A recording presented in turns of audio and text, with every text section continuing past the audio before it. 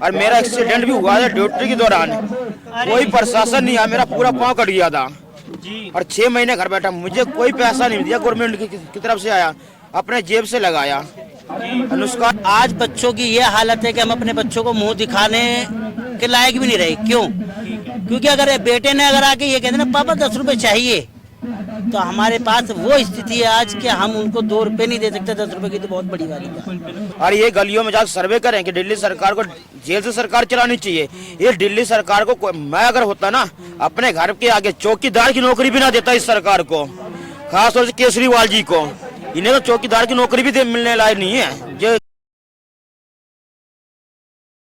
Sir नमस्कार sir, मैं ये कहना चाहूँगा कि हम वो सिपाही हैं जो जब भी हमें कोई आदेश मिलता था, हम अपनी जान, सैलरी, किसी चीज़ की परवाह नहीं करते थे। गवर्नमेंट की जितनी भी योजनाएं हैं हम बढ़ चढ़ कर भाग लेते हैं उनमें, और पूरे तहे दिल से पूरी ताकत लगा के काम करते हैं। हम कोई क्वेश्चन नहीं करते अपने सीनियर से, अपने अधिकारी से। बाढ़ आए चाहे वो, अभी देखा आपने कितनी भयंकर स्थिति थी बाढ़ की। कोरोना काल में हमने सिलेंडर उठाए, हमारे पेट खराब हो गए उठा उठा के।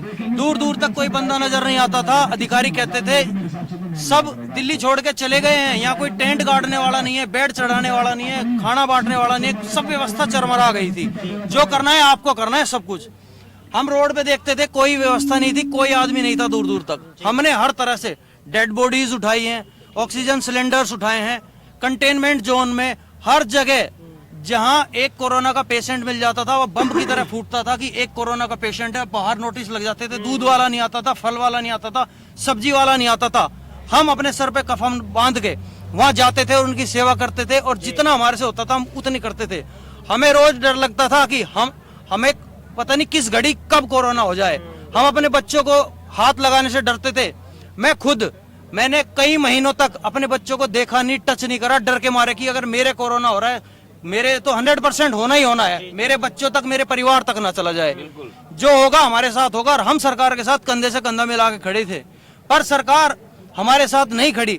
हमें नहीं पता था कि इस तरह का ट्विस्ट आएगा। हम अपनी ड्यूटीज अपनी ईमानदारी से कर रहे थे। आज सर कांग्रेस के महासचिव भी आए अभिषेक दत्त, क्या उम्मीद है?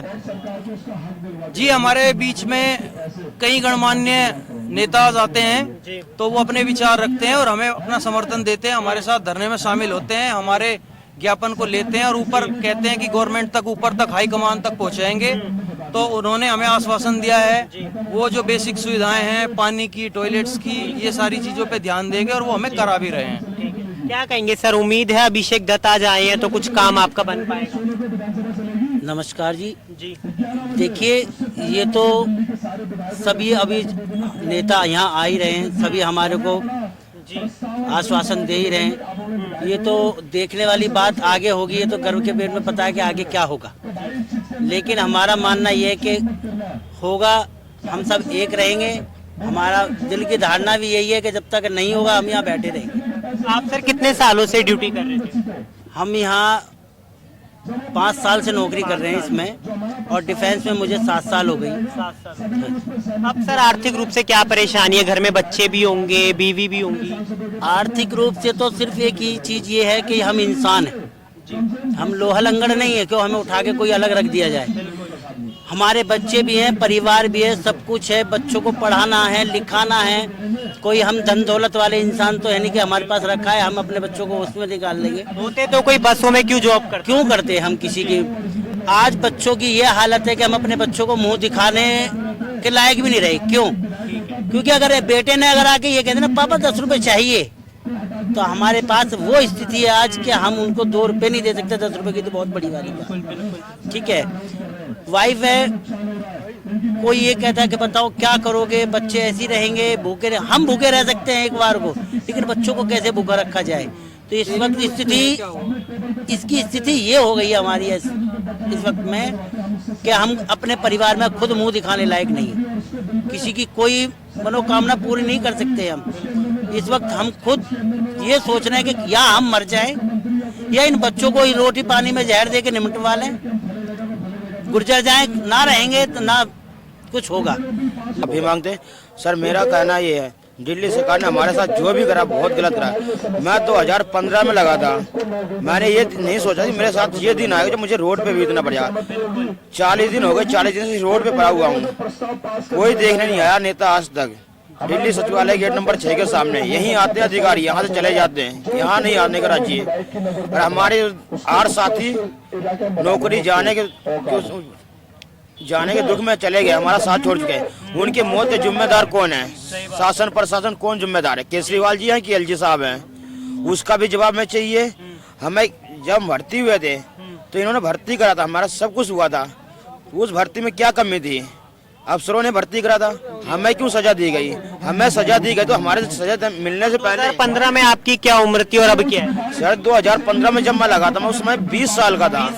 20 साल की उम्र में, आज मैं 30 साल का हूँ। और मेरा एक्सीडेंट भी हुआ था ड्यूटी के दौरान, कोई प्रशासन नहीं आया, मेरा पूरा पाँव कट गया था और 6 महीने घर बैठा। मुझे कोई पैसा नहीं दिया गवर्नमेंट की तरफ से आया, अपने जेब से लगाया, नुकसान मेरा हुआ। हमने घर वाले क्या कहते हैं? आपकी माँ होंगी, क्या कहती हैं कि इस तरीके से 40 दिन हो गए और कब तक जाते रहो? सर माँ तो रो रही है, पापा भी रो रहे हैं, भाई रो रहे हैं, बच्चे रोने लग रहे हैं, पर इस गवर्नमेंट को शर्म नहीं आई। आम आदमी पार्टी दिल्ली सरकार को शर्म नहीं आई। हमारे माँ बाप की क्या हाल चाल है, और ये गलियों में जाकर सर्वे करें कि दिल्ली सरकार को जेल से सरकार चलानी चाहिए।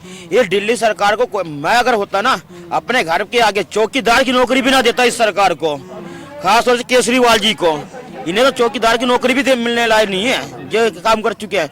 10,792 लोगों के पेट पे लात मारा, और अभी ये राजस्थान में जाए तो वहाँ फ्री का लॉलीपॉप बांट रहे थे।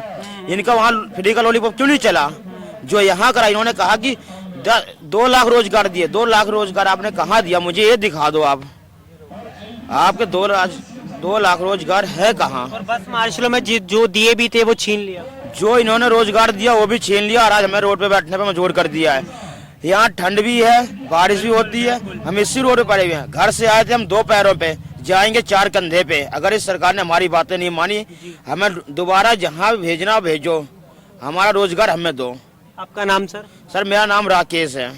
तो आपने देखा कि हम जैसे राकेश, यहाँ पर हमारे एक भाई मौजूद है, ऐसे तमाम लोग इस तंबू में, और इसके बाहर ना जाने कितने हजारों राकेश होंगे, कितने हजारों नाम यहाँ होंगे। उन सबकी पीड़ा एक ही है। इनके मम्मी पापा जो हैं बता रहे हैं किस तरीके से रो रहे हैं, फिर और भी घर वाले यहाँ पर जो है, सबकी आंखें नम है। मार्शलों से हमने बात करी, और भी आपको कई वीडियो दिखाई थी। अब इनके जो लोग यहाँ पर शहीद हुए हैं, उन्हें तो पहले शहीद का दर्जा मिलना चाहिए, और मेरे हिसाब से तो 1 करोड़ की सम्मान राशि जिसके वो हकदार है जरूर मिलने चाहिए, और इनको पुनः नौकरी वापस मिलनी चाहिए। और ऐसी खबरों के लिए बने रहिए हमारे साथ, देखते रहिए 12 डेली न्यूज। कैमरामैन बलराम के साथ मैं गौरव।